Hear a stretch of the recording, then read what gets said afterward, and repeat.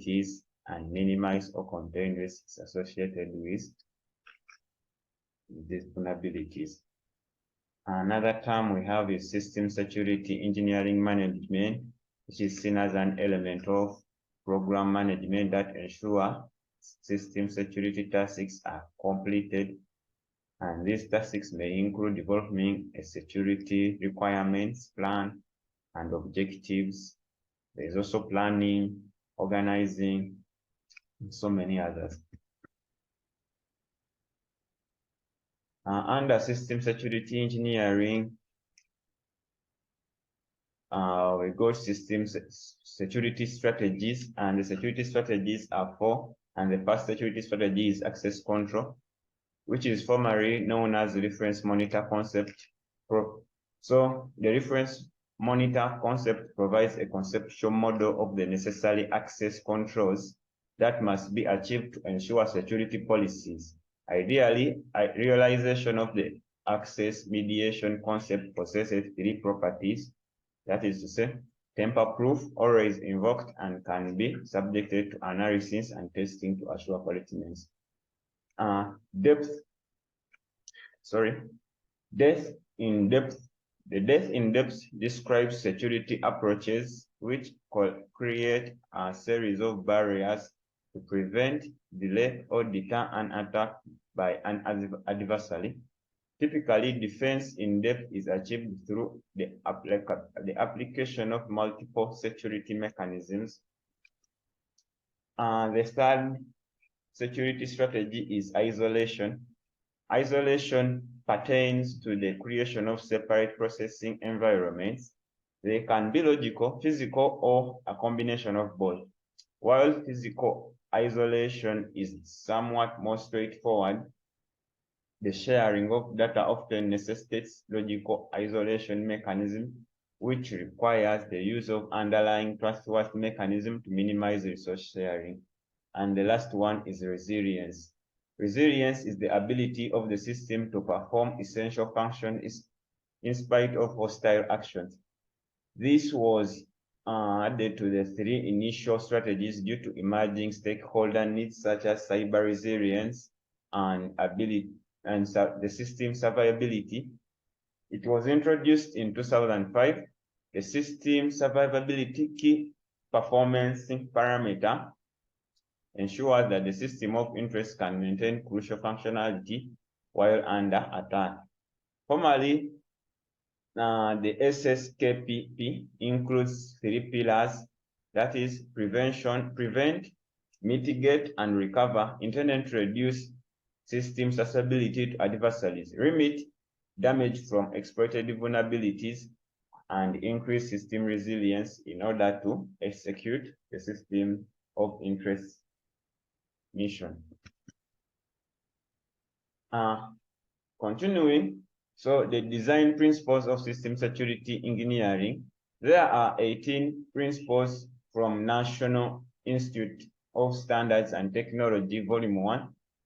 These 18 security-oriented design principles are conceptual in nature and thus are used to inform or to form a secure system design. They do not immediately provide a secure system such as one might find with adding encryption or performing security penetration testing, but these principles contribute to the designing and development of a complex system architecture that is fundamentally more secure and defensible from cyber attacks.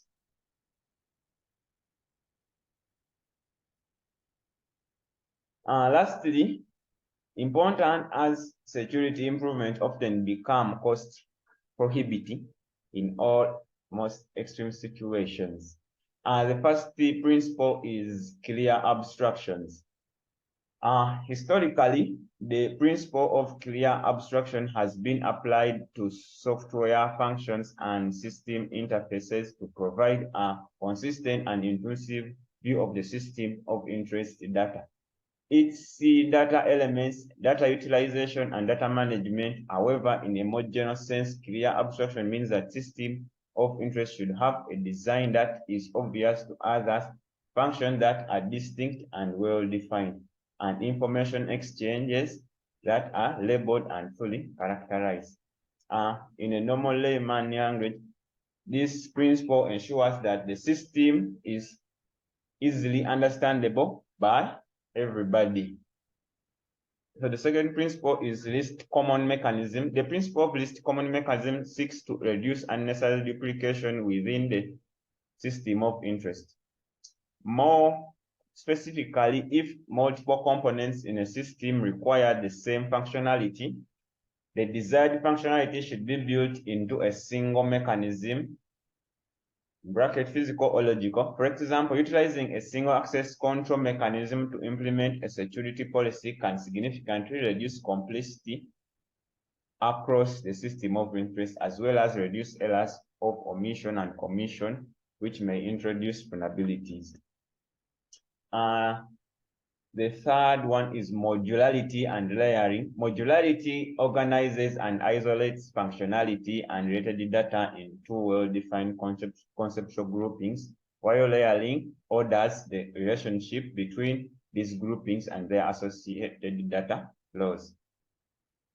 The fourth one is ordered dependence. In general, ordered dependencies refers to logical arrangement of systems elements, that is to say, layers, modules, objects, etc., and specifically an ordering which functional calls, synchronization, and other dependencies are achieved through linearization or electrical design. The fifth is efficiently mediated access. The efficiently mediated access principle ensures that security mechanisms do not adversely hinder system performance to an acceptable level.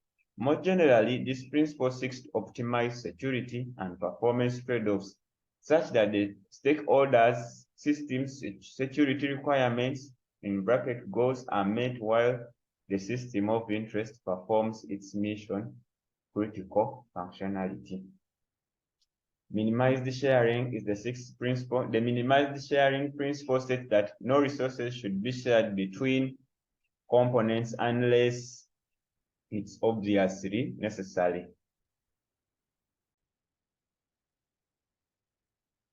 And the seventh principle is reduced complexity. The principle of reduced complexity implies that the system design should be as simple and small as possible. Clarity of design simplifies the understandability of the system of interest, reduces total life cycle costs, and has several benefits, especially when considering the development of the secure system.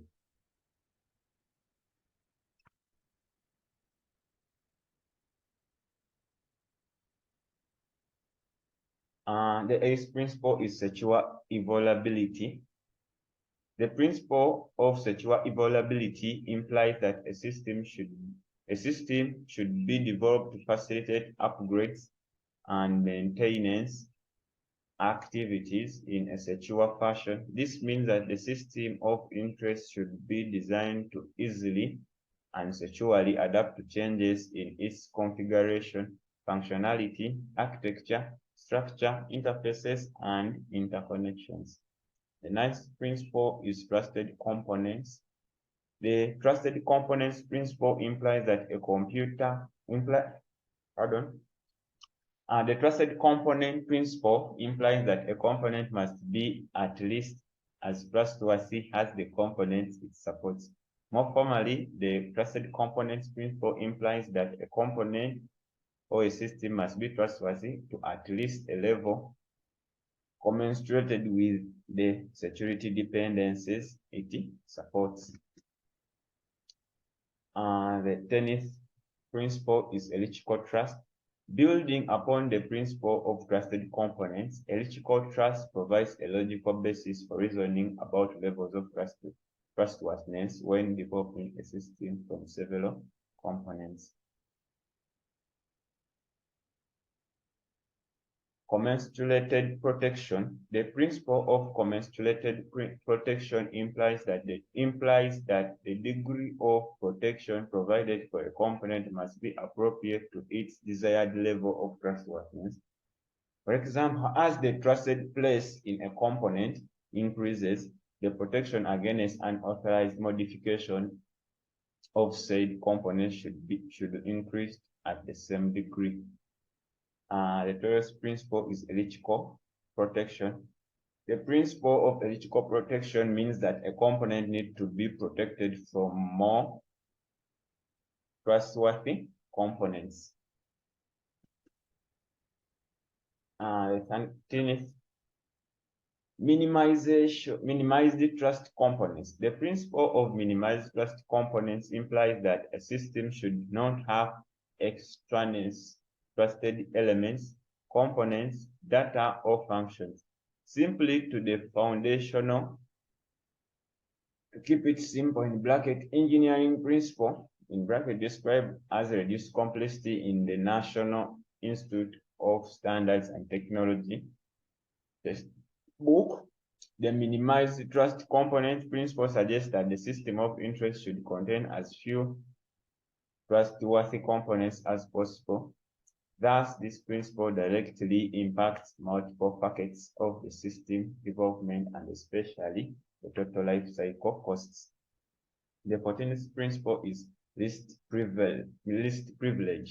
The principle of least privilege implies that a component should be allocated sufficient privileges to accomplish its specified functions and no more. For multiple factor permissions, formerly presented as predicted permission in the National Institute of Standards and Technology book, the principle of multiple factor permission requires that multiple authorizing entities, bracket operators, provide consistent before a critical operation occurs. The principle of self-reliance means that systems and all its elements, to include information and software, should minimize their reliance on other systems and elements or components. The principle of secure composition means that the combination of system elements designed to enforce a security policy should result in a system that enforces a said policy at least as well as the individual components too. And then the last principle, which is the trusted communication. The principle of trusted communication means that each communication channel must be trustworthy to a level commensurate with the security dependencies it supports. And then the last bit of it is methodologies for mapping system security strategies to their design principles. And the first one was standardized approach for system security and resiliency. And here we have the V model. The V model is useful for illustrating the basic premise of system security engineering and initial investment in engineering out vulnerabilities and designing in security and resilient countermeasures is a long-term cost-saving measure. The V model depicted is an overlay with four critical systems. The V model depicted is an overlay with four critical system security engineering stages. And the first stage is determining what to secure, designing a secure system, demonstrating the system is secure, and analysis to support system security decisions. Most importantly, this approach is